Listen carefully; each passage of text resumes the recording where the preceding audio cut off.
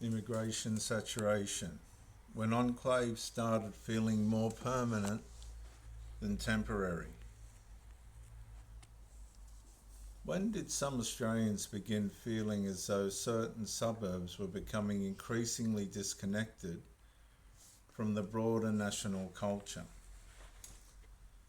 Migration has always brought people together through family, language, faith, and familiar customs. In many cases, these communities become stepping stones toward wider participation in national life. But some Australians perceived a gradual shift. I was one of them, wondering whether temporary cultural comfort was becoming long-term social separation. There was rarely one defining moment. Instead, people noticed familiar shops disappearing, different languages becoming increasingly dominant in public spaces, community events becoming more culturally separate, and fewer opportunities for everyday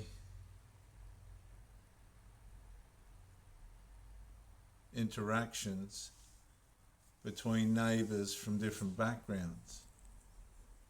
Many struggled to explain why places that once felt shared now felt increasingly unfamiliar. And behaviourally, people naturally gather around those who share common experiences. This tendency is neither unusual nor unique. The challenge arises when those patterns become increasingly self-contained, reducing ordinary interaction between communities and weakening the shared experiences that build national trust over generations. Governments often celebrated diversity while placing less public emphasis on the importance of integration into one common civic culture, and this is where it went bad. As separate social networks strengthened, many Australians wondered whether cultural coexistence alone was enough to sustain long-term national cohesion. And the consequence was not necessarily conflict, but increasing distance. People could live only streets apart,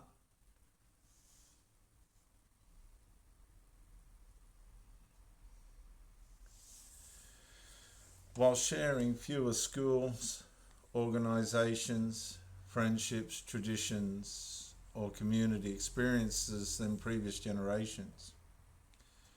Familiarity slowly gave way to parallel lives. A nation is strengthened not simply by overwhelming newcomers, but by creating opportunities for people from every background to participate in one shared civic story. When neighbours become increasingly separated by culture rather than connected through common identity, social cohesion may gradually become more difficult to sustain. And this is what we're seeing in Australia. They say diversity is a strength, but diversity is a strength as long as it's unified.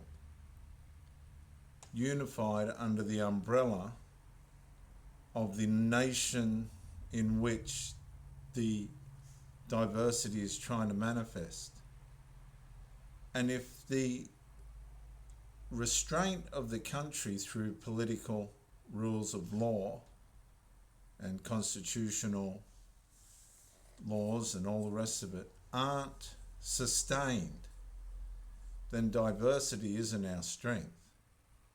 Diversity will be our catastrophe.